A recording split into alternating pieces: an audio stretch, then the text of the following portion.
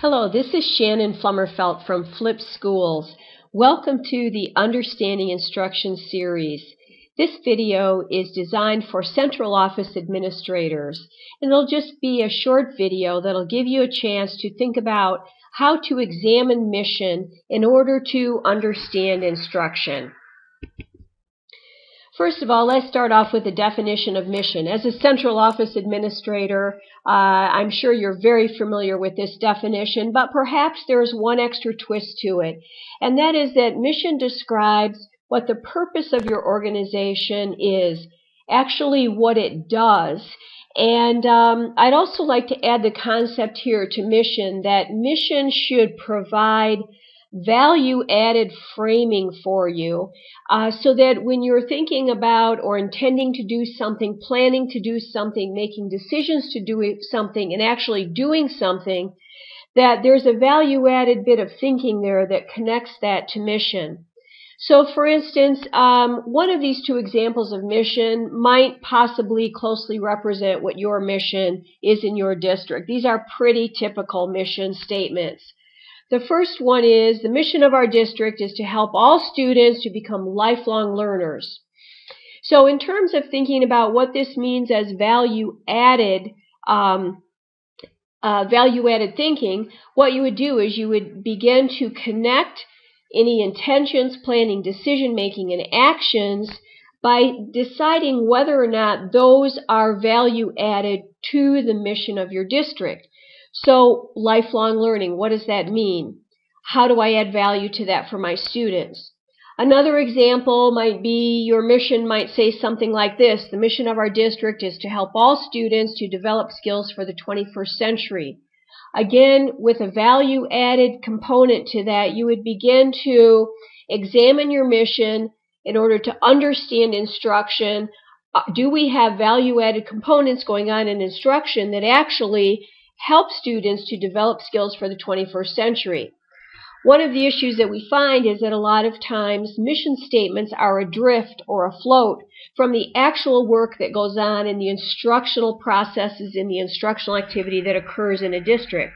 So we want to try to really encourage a connection to mission by thinking about what's value added to that in terms of instruction. So as we're working to understand instruction, we can begin to ask some of these questions.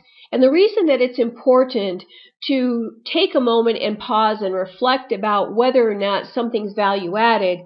For instance, when we look at the Flip Schools option and what's possible in terms of recording lectures and using screencast technology and so on, we need to be able to understand, first of all, what is in it for us in terms of our mission. And if you start with mission, it provides a principle-based approach to flipping your school or flipping your district. If you create a flipped culture or flipped operation separate from mission, then again, you just start to drift further and further away. So what we begin to do is take a look at mission statement and begin to understand what happens to mission in the flipped environment or in any environment at all that would create value-added activity to that. So for instance, we can begin to ask questions like, what would the deliverables of instruction be that produce lifelong learners? Well, in a flipped environment, we begin to understand that things like student empowerment, student choice, the ability for students to be able to get more personalized and individualized attention so that they can not just take a stock approach to learning, but really be understood as learners. Those kinds of deliverables of instruction are important. If those are in place, we understand that those actually are value added for the mission statement, then it makes sense to go ahead and move forward with flipping. Another question, a really interesting one for us in this age of standardized testing programs: how are lifelong learning outcomes assessed? So if our instructional mission is to create lifelong learners, then we need to be assessing that. How do we do that? So again, if we move into a flipped environment, it's possible to be able to create classroom time for learning activities, for project-based learning, and so on. And these are some ways for us to be able to begin to assess some of the lifelong learning outcomes that are important to our mission. What does instruction look like that fosters lifelong learning? Again, we need to drill this down a little bit and make sure that we understand in the flipped classroom what's occurring instructionally. Does that create a value-added proposition for our mission if it is to become lifelong learners? Another example, go through the same line of thinking, for instance, as a central office administrator. If you're looking at the mission of your district in order to help students to develop skills for the 21st century, well, first of all, we need to begin to understand what are the deliverables of instruction that produce skills for the 21st century. Do we get closer to that in the flipped environment or not? If we flip classrooms and flip schools and so on, are we doing that absent from mission, or is it value added?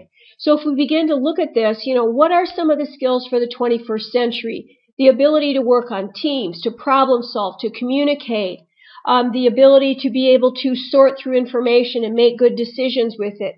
All of these sets of skills that futurists talk about, we need to understand that those are actually aligned or value added with our mission. Then it makes sense to move into the flipped environment.